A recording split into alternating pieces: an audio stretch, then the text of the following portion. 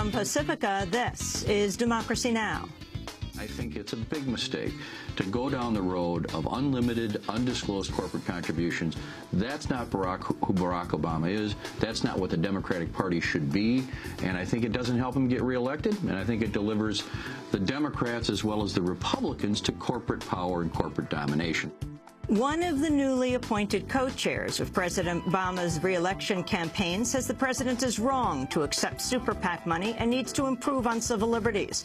We'll speak with former Wisconsin Senator Russ Feingold, founder of Progressives United, author of the new book, While America Sleeps. But first, we go to Arizona, where Rick Santorum and Mitt Romney sparred at what could be the last Republican presidential debate. The bottom line is, what you did was you used federal dollars to fund the government takeover of health care in Massachusetts. Used it as, and Barack Obama, then, well, I'll get to that in a minute. And then Barack Obama used it as a model for taking over this health care system in America. We'll speak with reporter Will Bunch, author of A Pennsylvanian's Guide to the Rick Santorum You Don't Know. And we'll talk to longtime Arizona journalist Terry Green Sterling. All that and more coming up.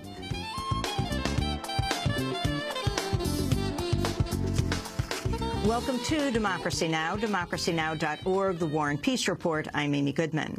At least 50 people have been killed in a series of bombings and shootings across Iraq. According to Al Jazeera, the attacks included car bombs, roadside bombs, and gunfire targeting Iraqi police. More than 200 people were wounded. Violent protests are escalating in Afghanistan over the recent burning of copies of the Quran by NATO troops. Earlier today, an Afghan soldier shot dead 2 U.S. soldiers at a military base in eastern Afghanistan. The shooting came as protesters stormed the base as part of a third consecutive day of protest.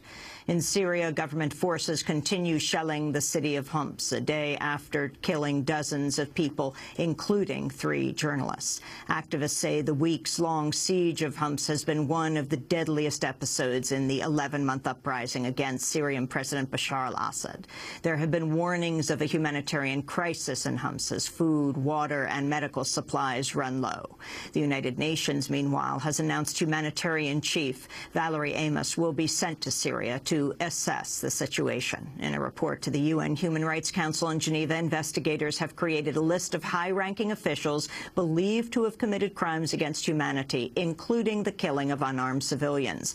Investigators also found opposition groups had committed abuses, but said they were, quote, not comparable in scale and organization to those committed by government forces.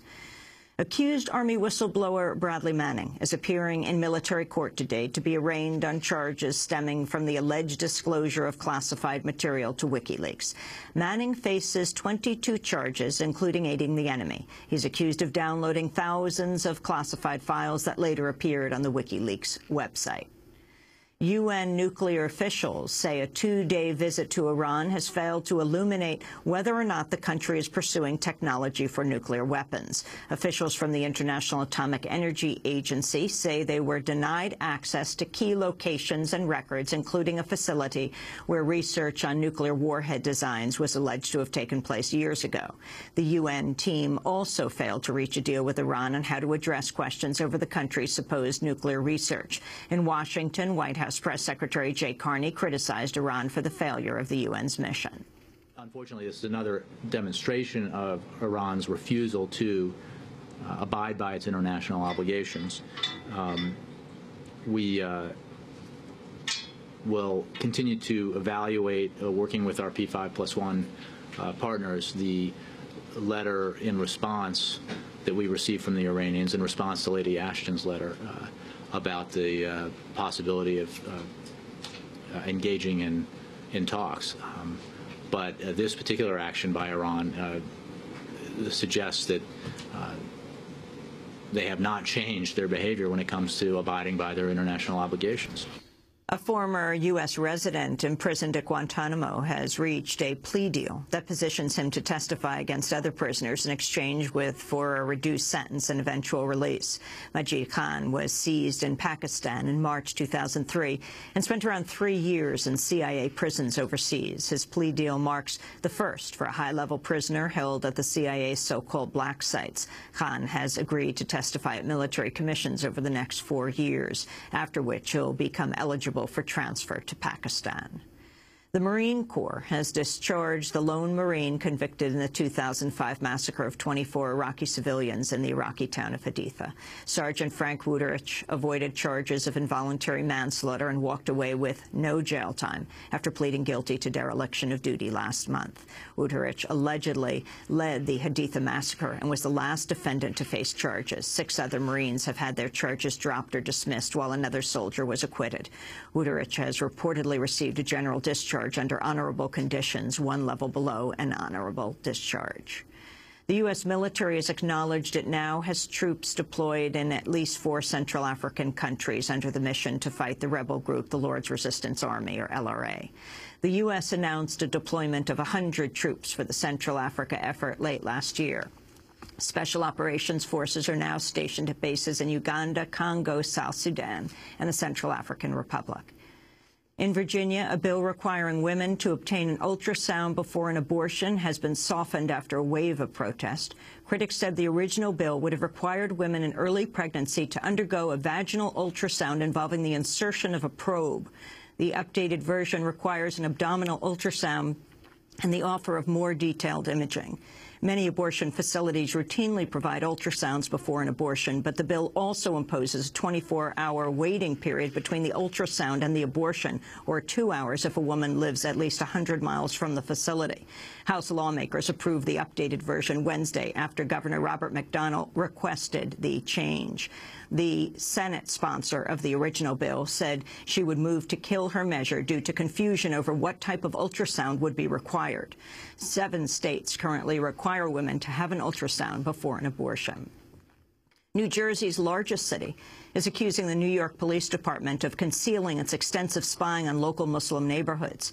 On Tuesday, Newark Mayor Cory Booker said the NYPD never informed him or Newark police that they were spying on Muslims as part of a wider program across the Northeast. The Associated Press has revealed NYPD agents photographed every mosque in Newark and eavesdropped inside Muslim businesses. Booker says he would have objected to the spying had he known it was taking place. In a statement on Wednesday, the American Civil Liberties Union and the New York Civil Liberties Union called on New York Mayor Michael Bloomberg to investigate the spying, saying, quote, "The NYPD has run amok, engaging in secret, multi-state domestic surveillance of innocent people based on crude religious and racial profiling." In California, Oakland police have seriously wounded an unarmed 24-year-old man after shooting him in the back. The victim, Tony Jones, is a cousin of Oscar Grant, who was shot dead by a Bay Area Transit police officer on a train platform on New Year's Day 2009. Grant was also shot in the back. Jones' mother, Betrina Works Grant, described her son's shooting. I talked to my son. My son said, "Mama, the officers is lying. They watched me get out the car. They watched me walk, and then they would start speeding up, and I took off running across the street. And when I took off running, I just heard the gun go, bow, bow, bow." And he said he was running with his hands like this. The police shot at him and shot him in his back. They never said they was the police. A third-grade student in Washington state is in critical condition after being shot by a classmate who brought a gun to school. The gun apparently went off accidentally in the classmate's backpack. In a separate shooting incident on Wednesday, 5 people were killed at a spa in suburban Atlanta in what appeared to be a murder-suicide.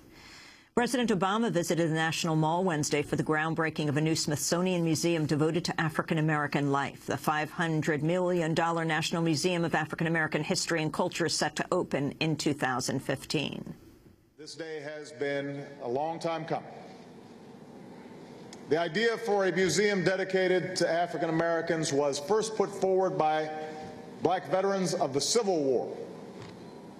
And years later, the call was picked up by members of the civil rights generation, by men and women who knew how to fight for what was right and strive for what is just. This is their day.